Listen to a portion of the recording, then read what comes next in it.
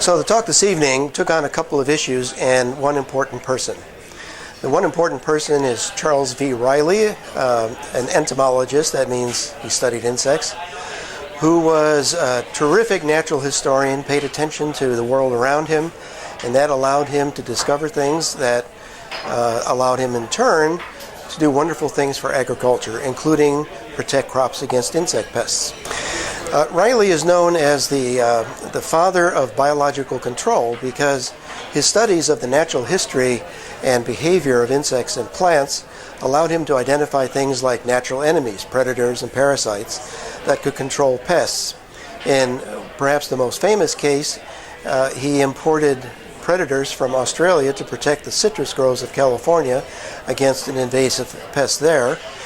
And the focus of this evening's presentation was his realization that the grapevines of Missouri contained resistance to a pest that had been imported to France and was wiping out French vineyards.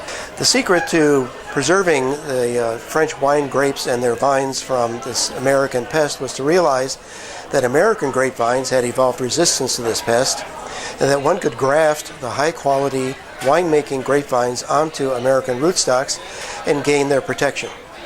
So this turned into a large business, originally exporting rootstocks, the bottom parts of the vines, from Missouri to France, and now worldwide wine is produced from grapes growing on originally French vines grafted to originally Missouri rootstocks. It's just wonderful, fascinating to realize that no matter what you think you're drinking, part of it is tied to Missouri in some very important way, and you probably wouldn't be drinking it if Riley had not discovered the value of Missouri grapevines.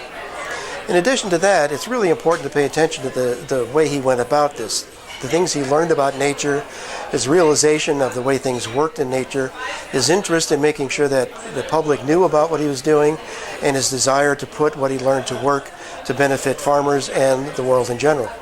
I think I did the very first Science Cafe a couple of years ago on whether plants have intelligence or not. These are great events.